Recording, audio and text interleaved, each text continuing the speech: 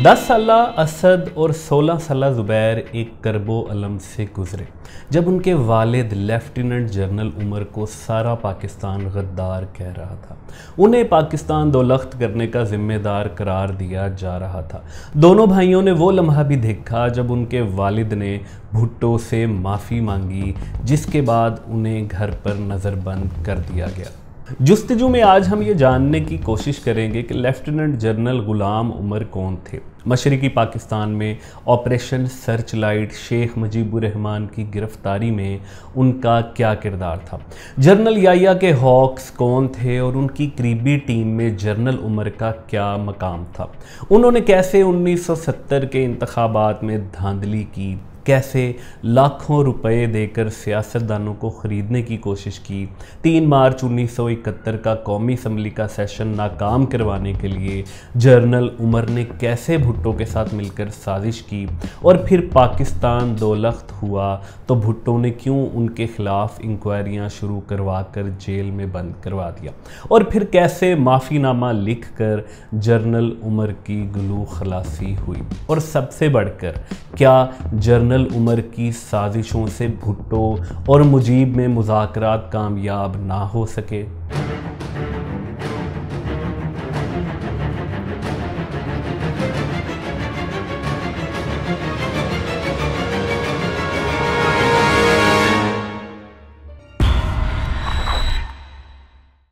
तहरीक इंसाफ की हुकूमत ताज़ा आई थी कौमी असम्बली के फ्लोर पर। कुछ वक्त के वफाकी वज़ीर ख़जाना असद उमर ने जब पीपल्स पार्टी के चेयरमैन बिलावल भुट्टो ज़रदारी से सवाल किया कि ज़रदारी कबीला एक गयूर कबीला है, उन्हें अपने ज़रदारी होने पर क्यों शर्मिंदगी है, इसलिए वो उन्हें बिलावल ज़रदारी कहेंगे।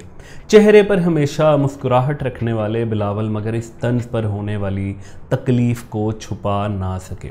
उन्होंने एक ट्वीट में असद उमर के वालिद मरहूम का नाम लेते हुए तनकीद की, जनरल उमर की औलाद को गैरत का नाम इस्तेमाल नहीं करना चाहिए। जनरल गुलाम उमर की औलाद को आखिर क्यों गैरत का नाम इस्तेमाल नहीं करना चाहिए, और क्या जनरल गुलाम उमर ने वाकई अपनी ज़िंदगी में कोई बेगैरती वाला काम किया था। ये जानने के लिए हमें उनकी ज़िंदगी के गुमशुदा औराक में झांकना पड़ेगा। लेफ्टिनेंट जनरल गुलाम उमर कौन थे, कहाँ पैदा हुए, उनका ख़ानदान क्या था, उनका ख़ानदानी तारुफ क्या था, ये गैर ज़रूरी तफसीलात हैं, लेकिन उनका सानह मशरक़ी पाकिस्तान में किरदार कब शुरू हुआ ये ज़्यादा अहम और कंसर्न है। 1970 के इलेक्शन के बारे में अक्सर ये तासुर दिया जाता है कि वो पाकिस्तान के शफाफ तरीन इलेक्शन थे। वजह इसकी ये है कि जमात इस्लामी के मियाँ तुफ़ैल मोहम्मद ने एक टीवी इंटरव्यू में और कई बार दीगर मकामात पर भी ये कहा कि याया खान ने जो इलेक्शन कराए थे वो दुनिया को अब तक याद है। ये मालूम नहीं कि मियाँ तुफ़ैल ने तंज़ किया था या तारीफ़, लेकिन सियासत के तालिब इल्मों को यही पढ़ाया गया कि 1970 के इंतखाबात पाकिस्तान की तारीख़ के शफाफ तरीन इंतखाबात थे, क्योंकि एक और सियासतदान अकबर बुगटी भी अक्सर कहा करते थे कि ऐसे इलेक्शन ना कभी हुए और ना कभी होंगे। दोबारा मालूम नहीं ये तंज़ होता था या तारीफ़। लेकिन अगर हम तारीख़ के औराक की वर्क गर्दानी करें तो हमें ये कड़वा सच मालूम होता है कि 1970 के इंतखाबात में बुरी तरह धांधली हुई थी। नोटों की बोरियां खोली गईं, और ये सब किसी और ने नहीं बल्कि असद उमर और ज़ुबैर उमर के वालिद मोहतरम लेफ्टिनेंट जनरल उमर ने किया था।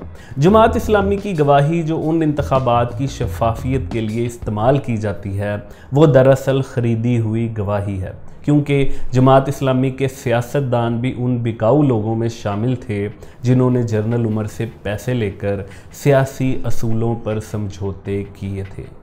गुलूकार अदनान समी जिन्होंने पाकिस्तान की शहरियत को छोड़कर भारत की शहरियत हासिल की, उनके वालिद अरशद समी ख़ान जिनकी शादी अकलीम अख्तर उर्फ जनरल रानी की बहन से हुई थी, वो जनरल याया ख़ान के एडीसी थे।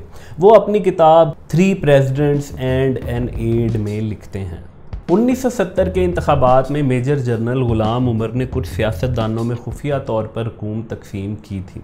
इलेक्शन की रात जब रिज़ल्ट आने शुरू हुए तो जनरल याह्या खान ने कहा कि जनरल उमर से बात कराओ। अरशद समी ने सदर की जनरल उमर से बात करवाई तो सदर साहब ने गुस्से में उनसे पूछा, वो जो तुमने खान अब्दुल कयूम खान, सबूर खान और भाषानी को पैसे दिए थे उनका क्या हुआ। जनरल उमर कोई जवाब ना दे सके तो सदर ने कहा कि कौमी असम्बली के इंतखाबात में जो होना था वो हो गया, अब मुझे सूबाई असम्बली के इंतखाबात के नताइज बिल्कुल मुख्तलिफ चाहिए। लेकिन जनरल उमर सदर के ख्वाबों को हकीकत बनाने में नाकाम रहे। कहानी दरअसल ये थी कि फ़ौजी हलकों में खारजा अमूर पर अथॉरिटी समझे जाने वाले जनरल ग़ुलाम उमर उस वक्त के ISI chief major general Akbar Khan और सानह मशरिकी पाकिस्तान के बराह रास्त मरकज़ी किरदार जनरल राव फरमान, इन सब फ़ौजियों को सियासतदानों को ख़रीदने की ज़िम्मेदारी सौंपी गई। लेफ्टिनेंट जनरल उमर ने तकरीबन 2 करोड़ रुपए पाकिस्तानी कारोबारी शख्सियात से फ़ौजी भत्ते के तौर पर वसूल किए। ज़ाहरी बात है इनको कारोबारी रुकावटों की धमकी दी गई होगी, मगर इन करोड़ों रुपयों में से तकरीबन 28 लाख रुपए सियासतदानों में तकसीम किए गए। बाकी रकूम कहाँ गई आज तक मालूम नहीं हो सका। ये रकूम किन सियासतदानों में तकसीम हुई इसका अहवाल जनरल याह्या के press secretary brigadier AR Siddiqui अपनी किताब जनरल मोहम्मद याह्या खान में लिखते हैं। जनरल उमर ने मशरकी पाकिस्तान में कर्नल SD अहमद के ज़रिए खान कयूम की कन्वेंशन, मुस्लिम लीग, जमात इस्लामी, सबूर खान, फजलुल कादर चौधरी, नूरुल अमीन, ख्वाजा खैरुद्दीन, मौलवी फरीद अहमद और कुछ दीगर में भारी रकूम तकसीम की। इस धांधली के बावजूद शेख मुजीबुर रहमान की अवामी लीग ने कौमी असम्बली और मशरिकी पाकिस्तान की सूबाई असम्बली में अक्सरियत हासिल कर ली। जनरल ग़ुलाम उमर की आखिरी वक्त तक यही कोशिश रही कि भुट्टो और मुजीब के दरमियान सियासी मामला तय ना पा सके। ये दरअसल मार्शल की तरफ से कोशिश थी, लेकिन इसको सरंजाम देने की जिम्मेदारी जनरल ग़ुलाम उमर को दी गई। सानह मशरिकी पाकिस्तान अब कोई मुहिम्मा नहीं रहा। अगर गैर जानिबदार तरीके से तारीख़ का मुताला किया जाए तो ये मालूम हो जाता है कि आखिर पाकिस्तान को 2 लख्त करने का ज़िम्मेदार कौन है। पाकिस्तान को 2 लख्त करने वाले तमाम फैसलों में जनरल याह्या की एक कोर टीम हुआ करती थी जिसे सब हॉक्स कहा करते थे। यही वो टीम थी जिसने शेख मुजीब के साथ मुज़ाकरात का ड्रामा किया और एक तरफ मुज़ाकराती टीम बैठी थी, दूसरी तरफ मशरिकी पाकिस्तान में फ़ौजी ऑपरेशन शुरू कर दिया गया। शेख मुजीब को गिरफ़्तार कर लिया गया। यही हॉक्स थे जो कम या ज़्यादा लेकिन सानह मशरिकी पाकिस्तान की वजह बने। इनमें जनरल हमीद, असद उमर और ज़ुबैर उमर के वालिद general Umar, general Mitha, general Iftikhar, general Yahya और जनरल खुदादाद शामिल थे। लेफ्टिनेंट जनरल उमर की जनरल याह्या के साथ कुर्बत और हुकूमती मामलात में अहमियत का अंदाज़ा इस अमर से लगाया जा सकता है कि वो सानह मशरिकी पाकिस्तान के तमाम अहम मराहिल में जनरल याह्या की नाक का बाल बने रहे। जब ढाका में शेख मुजीब और भुट्टो की तारीखी मुलाकात हुई तो जनरल याह्या के मिलिट्री सेक्रेटरी के कमरे में जनरल उमर भी मौजूद थे, जिन्हें बाहर निकाल कर शेख मुजीब ने बकौल भुट्टो उन्हें ये ऑफ़र करवाई कि वो मगरबी पाकिस्तान को संभाल लें और उन्हें यानी शेख मुजीब को मशरिकी पाकिस्तान का हाकिम बनने दें। एक तरफ जनरल याह्या अवामी लीग के सरबराह शेख मुजीबुर रहमान के साथ मुज़ाकरात का ड्रामा रचा रहे थे। उनके मुआशी माहिर MM अहमद मुसलसल शेख मुजीबुर रहमान की मुज़ाकराती टीम को नित नए मामलात में उलझा कर मज़ीद वक्त हासिल कर रहे थे और दूसरी तरफ यही असद उमर के वालिद लेफ्टिनेंट जनरल उमर थे जो 25 मार्च की रात उन चंद जर्नैलों में शामिल थे जो मुज़ाकराती मरकज़ से हटकर फ़ौजी ऑपरेशन को हतमी शक्ल दे रहे थे। ये जनरल टिक्का का घर था जहां पर लेफ्टिनेंट जनरल उमर के साथ जनरल खुदादाद, जनरल याह्या थे। सिर्फ ये 3 जर्नैल थे जिन्होंने मशरिकी पाकिस्तान के फ़ौजी ऑपरेशन को हतमी शक्ल दी और फिर इसके बाद पाकिस्तान 2 लख्त हो गया, बांग्लादेश बन गया और पाकिस्तानी फ़ौज को शिकस्त का सामना करना पड़ा।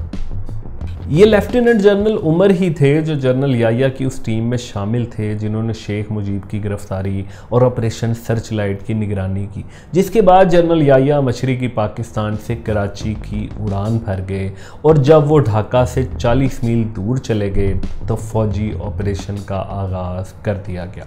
जनरल याह्या ने हमूद रहमान कमीशन के सामने अपने बयान में बांग्लादेश में फ़ौजी ऑपरेशन के हवाले से बताया कि किन जर्नैलों के साथ मिलकर उन्होंने इसका फैसला किया, यानी वो सब जर्नैल बांग्लादेश ऑपरेशन में जनरल याह्या के हम ख्याल और उनकी कोर टीम का हिस्सा थे। अहमद सलीम ने अपनी किताब याह्या मुजीब भुट्टो मुज़ाकरात की अंदरूनी कहानी में लिखा है, मैंने अपने अम्मा की बहाली के मंसूबे पर अपने स्टाफ जर्नलों से जो वहाँ मौजूद थे इस बारे में मशवरा किया। वहाँ पर उस वक्त general Hamid, general Tikka Khan, general Pirzada, general Umar, general Mitha, general Rao Farman Ali Khan और जनरल खादिम राजा वगैरह मौजूद थे।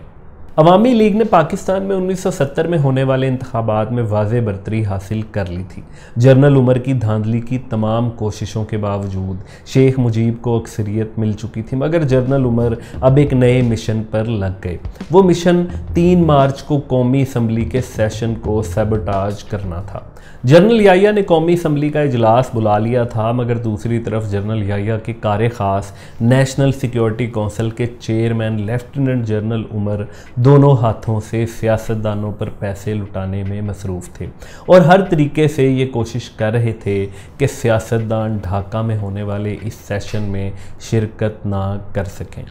अहमद सलीम की किताब याह्या मुजीब भुट्टो मुज़ाकरात की अंदरूनी कहानी में हमूद रहमान कमीशन के सामने ताजुद्दीन के बयान के हवाले से लिखा है, नेशनल सिक्योरिटी कौंसिल के चेयरमैन लेफ्टिनेंट जनरल उमर ने भुट्टो के हाथ मजबूत करने के लिए मगरबी पाकिस्तान के मुतअद्दिद लीडरों पर अपना ज़ाती असर व रसूख इस्तेमाल करते हुए उन्हें असम्बली इजलास में शिरकत से बाज रखा।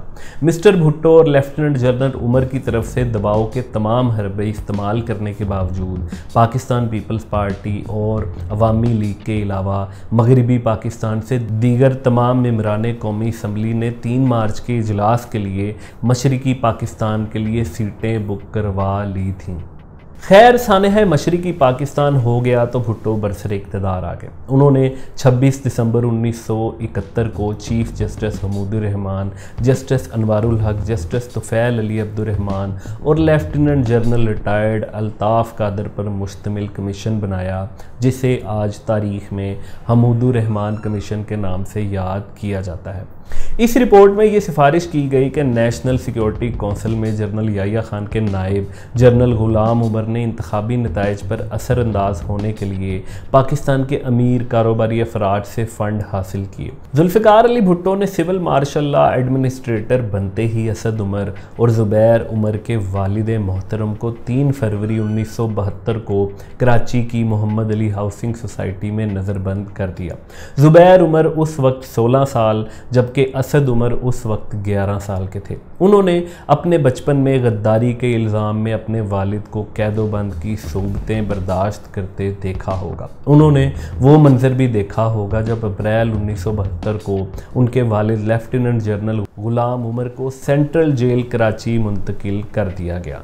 असद उमर को शायद वो वक्त भी याद हो जब इनके वालिद को लाहौर और कराची के दरमियान शटल कॉक बनाकर रख दिया गया। जनरल उमर को लाहौर में इंक्वायरी बोर्ड के सामने पेश किया जाता। उन पर इल्ज़ाम लगाया गया कि उन्होंने जनरल याह्या की गैर आइनी हुकूमत को तूल देने के लिए उनका साथ दिया और कौमी लीडरों यानी शेख मुजीब और भुट्टो को एक दूसरे के ख़िलाफ़ इस्तेमाल किया, जिससे कौमी यकजहती को ख़तरा लाहक हुआ। लेफ्टिनेंट जनरल गुलाम उमर पर जो फ़र्द जुर्म आयद हुई उसमें इल्ज़ाम लगाया गया कि इक़्तिदार के नशे में मदहोश होकर ऐसे ख़तरनाक खेल खेले और ऐसी तबाहकुन पॉलिसियाँ इख्तियार की जो पाकिस्तान के तहफ़्फ़ुज़, सालमियत और यकजहती के बेहद मुनाफी थी। पाकिस्तान की मुसल्लह अफ़वाज के ख़िलाफ़ तख़रीबी कार्रवाइयाँ और उनकी हमलावर होने की ताकत को बेहद कमज़ोर किया। ऐसे तबाहकुन खेल खेले, पॉलिसियाँ इख्तियार की, पाकिस्तान की मुसल्लह अफवाज को बिला सोचे समझे ऐसे मिशनों की तकमील और नाकाबिले कबूल ख़तरात मोल लेने पर मामूर किया, जिसके नतीजे में पाकिस्तान को ज़िल्लत आमेज़ शिकस्त हुई, मुल्क टूटा। इसके हज़ार बहादुर फौजियों को हथियार डालने पड़े। वो भारत के हाथों जंगी कैदी बने, मुल्क की मुईशत तबाह और अवाम के हौसले पस्त हुए, और जनरल उमर उस टोली के रुकन थे जो हस्बे ज़ैल बातों की जिम्मेदार थी। असद उमर और ज़ुबैर उमर के बचपन की तल्ख यादों का ये हिस्सा भी होगा जब जनरल उमर इंक्वायरियों और जेलों से तंग आकर जुल्फ़िकार अली भुट्टो से माफ़ी मांग लेते हैं, और जुल्फ़िकार अली भुट्टो ने भी उन्हें माफ़ कर दिया और उनके ख़िलाफ़ तमाम इंक्वायरियाँ रोकने का हुक्म दे दिया। ये शायद उन एहसानात का जवाब था जो 1970 के इंतखाबात में जनरल उमर ने सियासतदानों को ख़रीद कर भुट्टो पर किया था। माफ़ी मिलने के बाद जनरल उमर को पहले कराची में उनके घर पर नज़रबंद किया गया और फिर रिहा कर दिया गया। माफ़ी नामे के अल्फाज डॉन अखबार ने शाया किए थे। अब वो हमेशा पाकिस्तान के वफ़ादार रहेंगे। उन्होंने जो कुछ किया वो उस वक्त की हुकूमत के अहकामात के तहत किया, और ये कि वो हमेशा पाकिस्तान के वफ़ादार रहे और आइंदा भी नज़रिया पाकिस्तान से मुखलिस रहने की यकीन दहानी कराते हैं। रिटायर्ड जर्नैल ने माफ़ीनामे में लिखा कि उनको मशरक़ी पाकिस्तान में अपने किए पर अफसोस है, जिससे पाकिस्तान को दुनिया भर में खिफ़्फ़त उठानी पड़ी। इस मुश्किल घड़ी में महसूस करते हैं कि पूरे पाकिस्तान को उनके पीछे खड़ा होना चाहिए ताकि मुल्क को ख़तरात से निकाल कर इस्तेहकाम के रास्ते पर डाला जा सके। उनकी ज़िंदगी अब इस काम के लिए वक्फ है, वो जैसे चाहें उनसे काम लें। जनरल उमर का दौरे आशोब भुट्टो की फांसी के साथ ही गुजर गया। नया मार्शल लॉ और नई खुशियाँ आ गईं। जनरल ज़ियाउल हक ने जनरल ग़ुलाम उमर को Pakistan institute of national affairs का चेयरमैन बना दिया। सियासी जर्नलों ने जब पीटीआई को गोद लिया तो इन्हीं जनरल उमर के बेटे असद उमर को मुआशी आइंस्टाइन के तौर पर पेश किया गया, और उनके साथ नरमी के सलूक का अंदाज़ा आप इस तरह लगा सकते हैं कि पीटीआई के सब चहीते जेलों में पहुँचे, मगर असद उमर अपने चार्मिंग डिम्पल्स के साथ आज भी पाकिस्तानियों को तब्दीली की आस दिला रहे हैं।